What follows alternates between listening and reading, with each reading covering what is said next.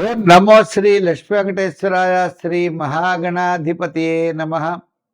సర్వమంగళ మాంగళ్యే శివే సర్వార్థ సాధికే శరణ్యే త్ర్యంబకే దేవి నారాయణి నమోస్తుతే.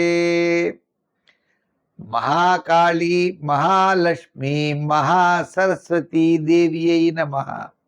వరలక్ష్మీ దేవ్యై నమః. శ్రవణ నక్షత్రం పౌర్ణమి యందు కలిగిన మాసం శ్రావణ మాసము. శ్రవణం అంటే చంద్రుడి అధిపతి అండి.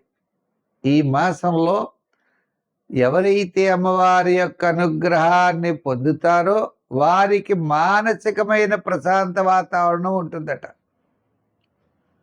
ఈ శ్రావణ మాసంలో మనం 16 నుండి 22వ తేదీ వరకు ఉన్నటువంటి గ్రహాల యొక్క పరిస్థితిని అనుసరించి మనం రాశి ఫలాలు తెలుసుకుందాం. మరి ఈ 16వ తారీఖు ఆదివారం నాగ చతుర్థి అయింది. ఆవేళ నాగేంద్రుడిని కొలవాలి అట. నాగ చతుర్థి. సంతానం లేనివారు, ఆర్థిక ఇబ్బందులు పడేవారు, రుణబాధలు పడేవారు ఆ స్వామిని కొలవాలి అన్నారు. సుబ్రహ్మణ్య స్వామిని. నాగ చతుర్థి అనేది షణ్ణాం మాతృణాం అపత్యం పుమాన్ షాణ్మాతుర. 6 తల్లుల చేత పెంచబడ్డాట స్వామి. అంచేత నాగేంద్రుడిని, నాగేంద్రుడు అంటే ఎవరనుకున్నారు? విష్ణుమూర్తి యొక్క ఆయన ఆదిశేషువు. ఆయన పడక ఆదిశేషువు మీద నిద్రించేటువంటి స్వామి విష్ణుమూర్తి. అటువంటి నాగేంద్రుడి యొక్క ఆరాధన ద్వారా, ఆ సుబ్రహ్మణ్య స్వామిని ఆరాధించడం ద్వారా మనం విశేషమైన ఫలితాలు పొందుతాము.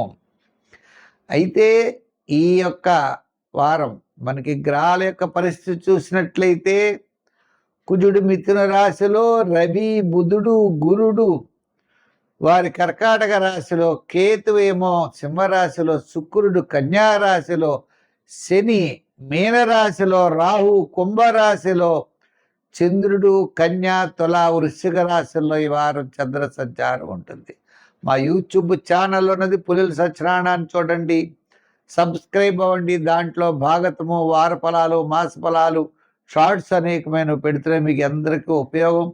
చాలామంది లైక్ చేస్తున్నారు. వారందరికీ కూడా ప్రత్యేక అభినందనలు, ఆశీస్సులు తెలియజేస్తూ మనం వార ఫలాలు ప్రారంభిద్దాం. తులారాశి.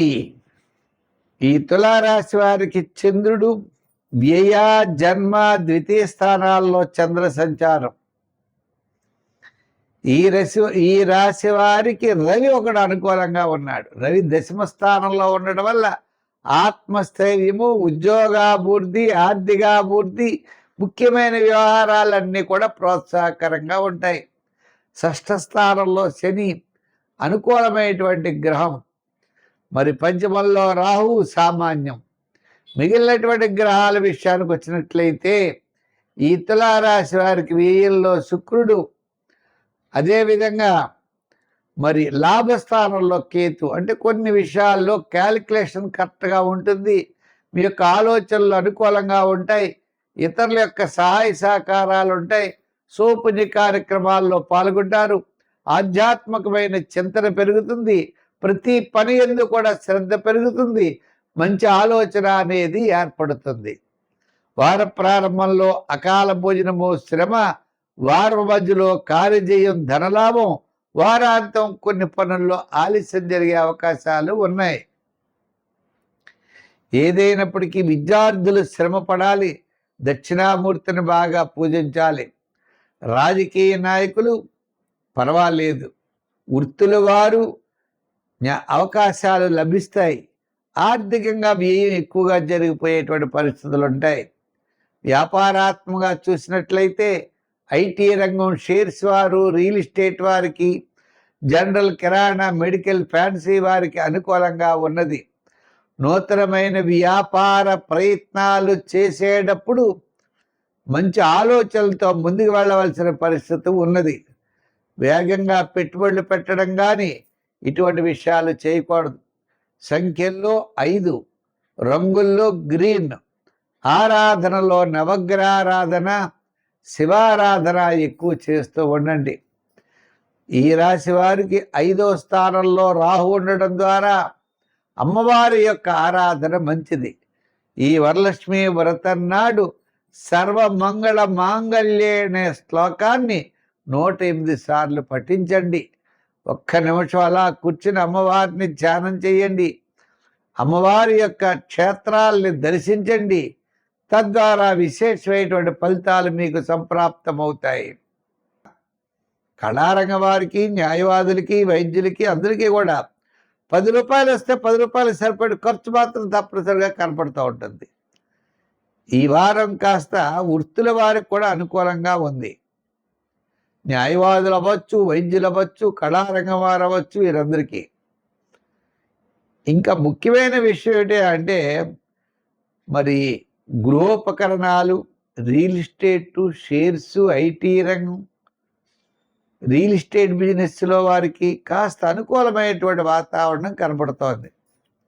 ఏదైనా మీకు వారంలో బుధవారం నుండి శనివారం వరకు అనుకూలమైనటువంటి కాలం.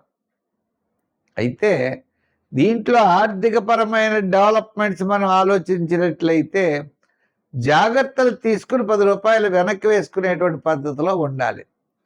ఏదో కొత్తది చేద్దాం, కొత్త ఆలోచనలతో ముందుకు పడదామని లేనిపోని పెట్టుబడులు పెట్టి ఆర్థిక ఇబ్బందులు ఎదుర్కోకండి. అంచేత అనవసరమైన వ్యవహారాలకి దూరంగా ఉండండి. ఇక సంఖ్యల్లో 5, 6 మీకు బాగా నప్పుతాయి. రంగుల్లో కూడా తెలుపు రంగు, లైట్ బ్లూ కలర్స్ కూడా చాలా బాగుంటాయి. ఆరాధన దగ్గరకు వచ్చేటప్పటికి గురువారం ఆరాధన మంచిది.